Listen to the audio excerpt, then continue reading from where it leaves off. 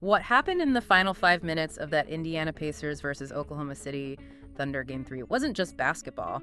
It was an absolute explosion of chaos. Complete madness. Yeah, talent colliding, whistles just disappearing, clutch shots raining down, and moments where you're just thinking, did that actually happen? If you watched it, you probably felt like you were witnessing something completely unhinged. Pure, unadulterated basketball madness packed into just 5 minutes. It was wild. Exactly.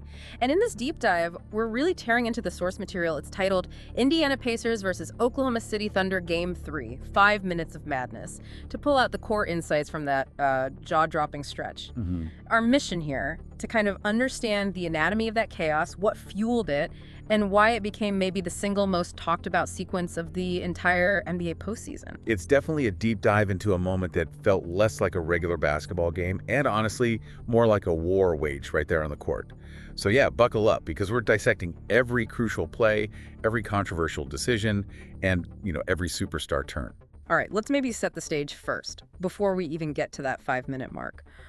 Why did this specific Game 3 matter so much? Well, the stakes just couldn't have been higher, really. The series was tied 1-1, heading back to Indiana for Game 3. Crucial game. Hugely crucial. And as the material we looked at points out, historically, winning Game 3 in a tied playoff series gives you this massive edge. The winner goes on to win the whole series something like 73% of the time. Wow, 73%. Yeah. So both teams absolutely understood the historical weight resting on this one game. The pressure was immense. And the narrative surrounding these teams, they added even more pressure too, didn't they? Oh, absolutely. You had the Thunder coming off a really strong defensive performance in Game 2, right? Yeah.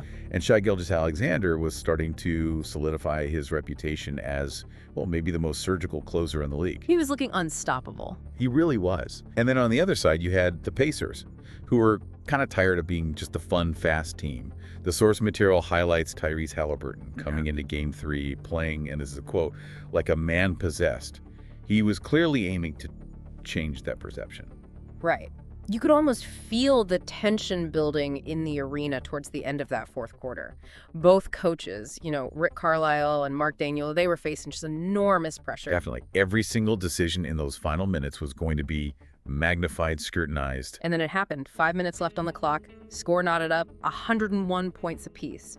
And the spark that really ignited all the chaos, it came from the Pacers star. It was Haliburton. Yeah. He didn't hesitate at all. Stepped right into a pull-up jumper from like 30 feet out. Deep and cash. Sway shush. Gainbridge Fieldhouse just went ballistic. You could practically feel the ground shake through the broadcast. Pacers up 3, 104-101. That felt huge, right? Like a massive momentum swing. It really did, for a second there. But the Thunder responded almost immediately. Shai drove hard to the basket, absorbed contact, and finished with that incredible left-hand layup. Smooth. Always smooth. And this is where the officiating really started to become a major focal point. Yeah, the material we looked at really highlights this first controversial moment. Shai gets to the rim, clearly takes contact, and nothing. Crickets. No call on the foul. Right. It felt like the officials had sort of decided early on to let them play, let a lot go. But that particular play on Shai felt, and this is how it's described in the sources, borderline criminal. Wow. Yeah. And you could see Mark Daniel on the sidelines just visibly frustrated. Livid almost. And that just set the stage for the next level of controversy, didn't it? Because just over a minute later, 3.42 on the clock came the play that sparked outrage across the entire league. Okay, yeah. The Thunder are down 2 points now. Josh Giddey drives baseline, whips a pass to Chet Holmgren right under the basket. And Holmgren goes up strong, trying to tie the game. Looks like an obvious play. And the key material on this play, it's really compelling stuff. It shows Holmgren getting hit pretty clearly across both arms as he goes up for the shot. By all accounts, it looked like a definite foul. But the officials, they just waved it off, called it a clean block. Yeah, a clean block. Meanwhile, the replay, which was instantly being dissected everywhere online and in the material for this deep dive, clearly showed significant contact. It wasn't even subtle. Right. Social media just blew up instantly, and even the announcers in the broadcast booth sounded like incredulous, stating flatly, "That's gotta be a foul."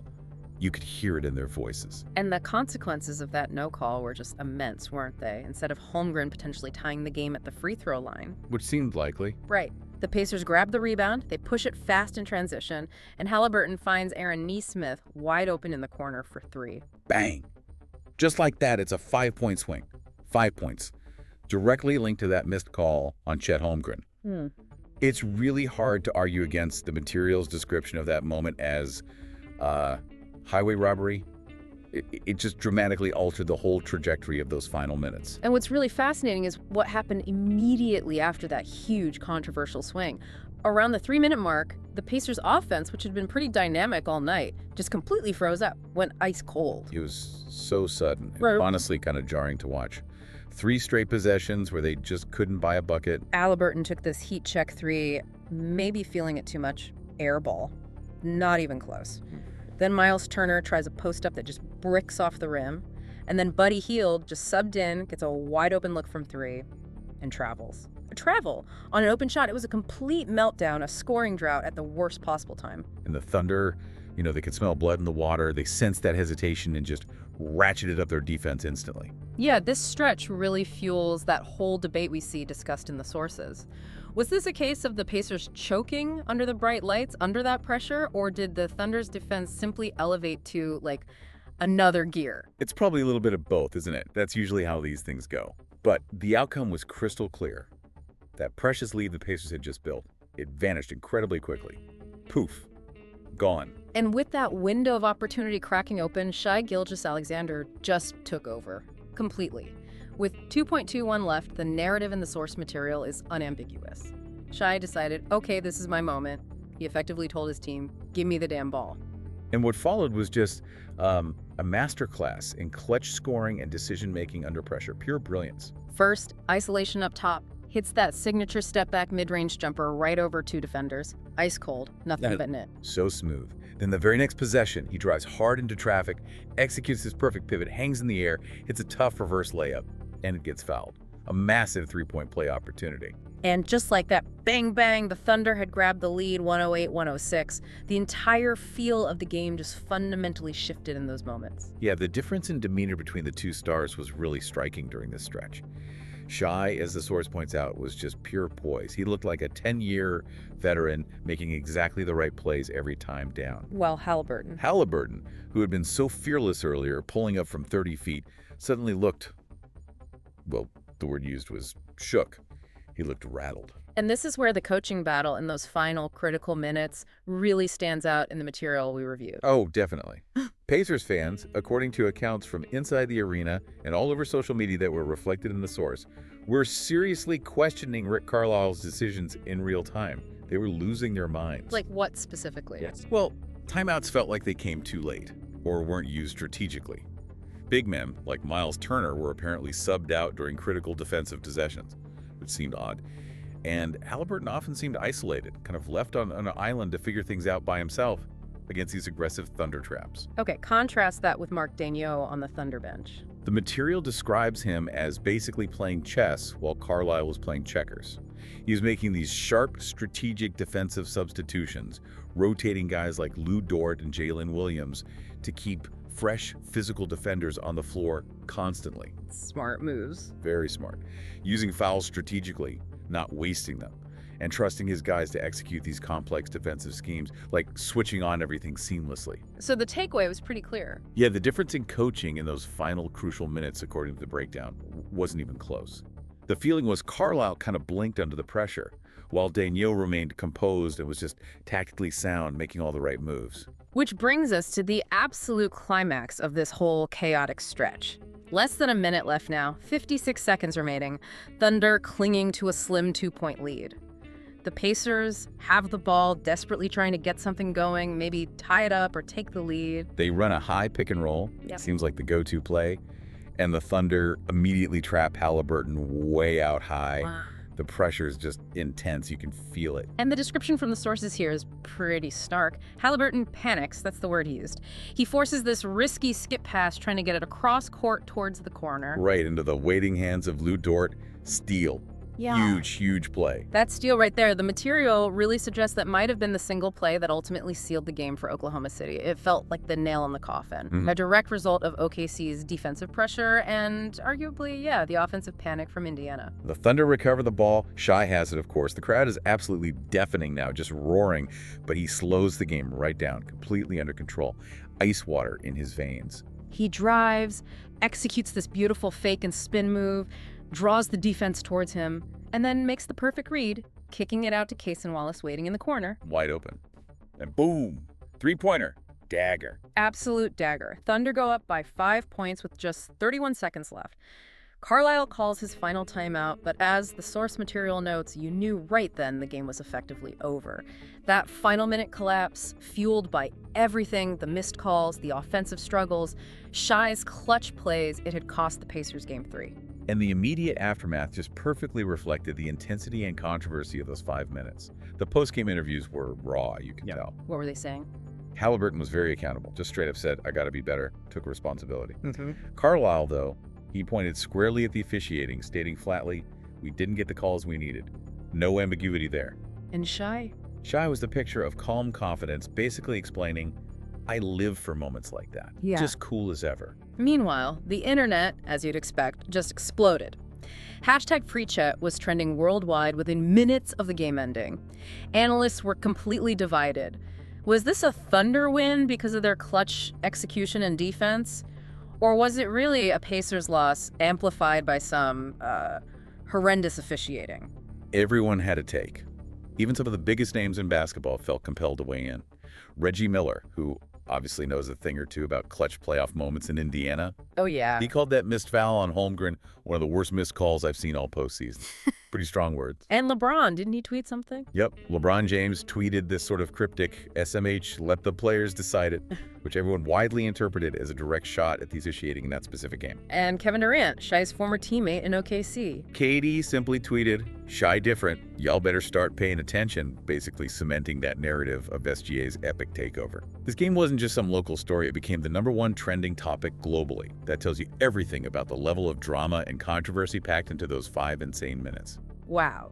So based on this whole deep dive into the source material, we're left with some really compelling questions, aren't we?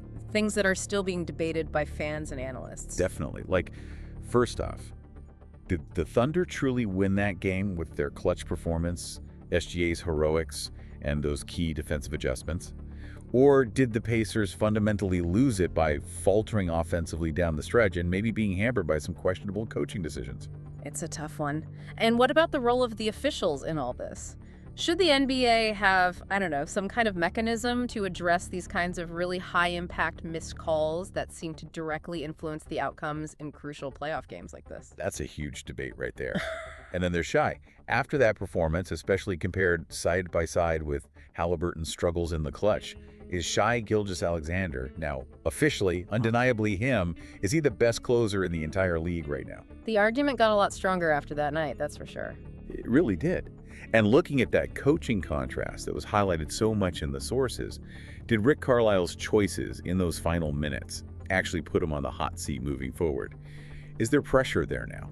You have to wonder. The source material argues pretty convincingly, I think, that this single game didn't just change the momentum of that specific series, it potentially changed how we view both of these teams, maybe their trajectory going forward. It really felt legacy-altering for some of the key players involved. Yeah, particularly for Haliburton, you know. The source suggests that this specific loss, with that critical turnover and its inability to find a basket there in the clutch, might unfortunately be one of those moments that kind of stays with him, maybe influences his narrative going forward. That's tough. So there you have it, our deep dive into the chaotic, controversial, and ultimately game-defining final 5 minutes of Pacers Thunder Game 3. It literally had everything. Clutch plays, blown calls, superstar moments, coaching drama, and yeah, enough fallout to keep us talking about it for years. Absolutely wild stuff. And now, of course, we want to hear from you. Based on our breakdown today from the source material, what stood out most to you from those final 5 minutes? Yeah, did you think the refs blew it? Did they cost the Pacers the game? Or was it more about the Thunder simply executing better when it mattered most? And what about Shai? Is he now officially the guy you want with the ball in his hands, game on the line, over anyone else? Let us know your take on those wild final minutes. Drop your thoughts and opinions right now, wherever you're listening. We really love diving into all the different perspectives this game created. And hey, if you found this deep dive valuable, please take just a second to like this, subscribe to the channel, and maybe tap that notification bell so you don't miss out. We'll be here breaking down more key moments just like this one. Until next time. Stay bold, stay loud, and maybe never fully trust the scoreboard until that final buzzer sounds, especially in a game like that. This was our deep dive into Game 3, and it definitely felt like war.